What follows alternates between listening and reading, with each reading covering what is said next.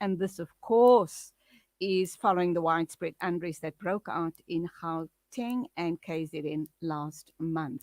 Damian, morning, welcome to the program. Worrying indeed, isn't it? Very much, Julie. Thank you very much to your listeners as well. Yes, I'm the chairperson of the South African Gun Owner Association, and yes, there's been a huge upsurge in purchasing of firearms and citizens going for what we call competency training and more advanced training. I was personally in KZN a couple of weeks back, and I saw the number of people that had decided to arm themselves and get good training. So absolutely, a lot of the dealers have seen an upsurge in the purchase of firearms. This comes at a great cost, does it not? As a firearms lawyer, a specialist firearms lawyer, Yes. It's not only financial, it's emotional. Yes. It's mental. It just takes a toll. It's traumatic, I should imagine. I was here sitting and looking at my notes, and when I saw that I'm going to be Yes. talking to you, the thought of just even handling a firearm sends shivers down my spine, because you Yes. know that it's a lethal weapon. It can take someone's life, whether it's your attacker or not. It's still a very, very traumatic and daunting thought. Absolutely. Look, I think everyone, if you are going to purchase a firearm for self-defense purposes, you need to obviously, as you correctly said, think about it quite seriously. It's a serious, situation owning a firearm, and there's safety issues, there's safekeeping issues. So one must really seriously consider it, and not only purchase the firearm, but go for proper training. So a lot of people think they can buy the firearm and that's the end of it, but it comes with training, as you said, that psychological training as well. But a lot more people are doing it. A lot more women are doing it at the moment. And you're seeing lots of large groups of women go through this process. And absolutely, it's not just purchasing a firearm. It's you have to make that decision, that thought process that I may have to use this firearm in self-defense of my life or my family's lives or my friends' lives. And you go through the training, what we say. So if you're going to consider purchasing a firearm, look at the competency training, but beyond the competency training, make sure that you become skilled and competent with the use of the firearm. And also the legal consequences, obviously, as well, is very important, vital to understand when and when you can't use the firearm in self-defense. Okay, you're a specialized firearms lawyer. What sort of issues do you deal with? I know that there's a lot of responsibility that comes with owning a firearm. Yes. I also know that even if you're defending your property and you happen to maim or kill an intruder, it seems as if the law works against you, the victim, rather than the perpetrator. Would I be correct in thinking that? Well, our law has developed over time because of the Constitution, and the Constitution values the right to life as the highest right in South African law over the right to property. So when you use a firearm in self-defense, you must be under an immediate attack, an imminent attack, and that person must be attacking you at the time that you use that firearm. And it's attacking you, your person, or your daughter, or your son, or your husband, or whatever. That is when you can use the firearm self-defense. So that the law, although there's still developed case law about it, but in essence, you may not just use a firearm to protect property. If someone's petrol bombing your property, that's different. If someone is throwing stones at your property, that may be different. But it really, there must be an attack on yourself, on your person, on your right to life, that must be under attack before you can use the firearm in self-defense. So let's just be clear. You can use a firearm in self-defense, or any weapon for that matter, when you're under personal attack. There's an imminent harmful attack against you, a wrongful attack. There's a criminal or someone intruding your property, attacking you personally, or your children, that you can defend your life. I understand that the interest in firearms is probably a mix of two things. That's sports shooting and personal protection. Yes. Are you seeing a lot of that as well?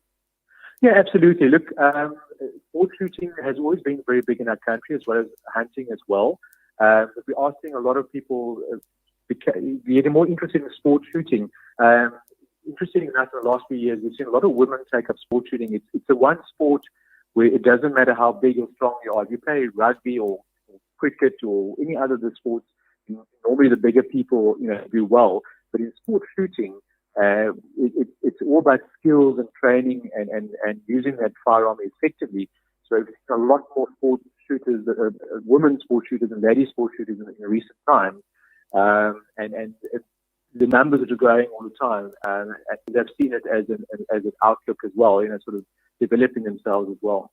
So what sort of guns would people go out and buy to protect themselves and their property? Okay. Well, look, the most prevalent popular caliber is a 9mm Parabellum caliber, and normally a semi-automatic pistol such as a Glock, but there are other manufacturers out there, CZ, Sig Sauer. So I would suggest that if anyone is interested in buying a firearm, do research. There's a lot of information on the internet. Find what suits you personally, and mainly concealability is the best thing. So a more compact firearm for everyday use, rather than having a big gun that sits in the safe, rather have a compact use. So if you decided that you want to own a firearm for self-defense, go for a more compact firearm, and I would probably suggest 9mm Parabellum because that's the most prevalent. Ammunition is fairly economical and cheap to come by, and generally most gun shops will be stocking 9mm Parabellum ammunition.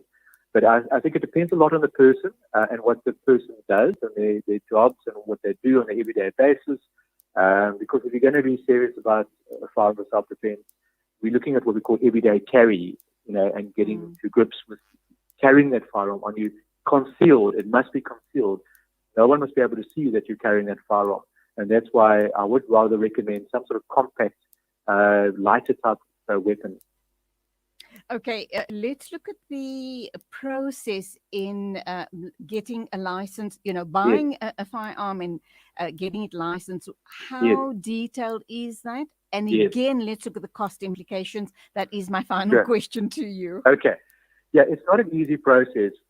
It's at least a 12-month process at the moment. So if you decide today you need to purchase a firearm, you can walk into a gun shop and buy a firearm, but you're not going to be walking out with it. You're going to have to go to an accredited training provider, and there are a lot of them out there. And also do research and have a look at sort of the best one for you. If you're going to do a course, you're probably looking at about 1,500 Rand at least. If you do the full course, it might be a bit more, might be 2,000, might be 2,500 Rand. But I would say bank on at least 1,500 Rand. And what that course entails is a written exam, a little bit on the law, and then more on the practical sides of owning a firearm, sight picture, cleaning, all that practical elements. Then you also have to do a qualification shoot as well. So once you completed that competency exam, then you apply with the police for a competency certificate. And that's where there's a background check on you. Are you suitable? Are you viable? Are you a violent person, etc.? It's all part of the competency process. And from the time you put your application to the time the police grant that competency, you're looking at it easily 4 to 6 months at the moment. Then once you have that certificate, they apply for a license. You must be fully motivated. You can't just say, I want a gun for self-defense. You must explain to them the need, why you need this firearm, where you live, what your neighborhood is like, what's the crime statistics. Maybe you have been a victim of violent crime. And then it goes to a process again with the police, checking that documentation, making sure there's no criminal record against you. Another 4 to 6 months go by.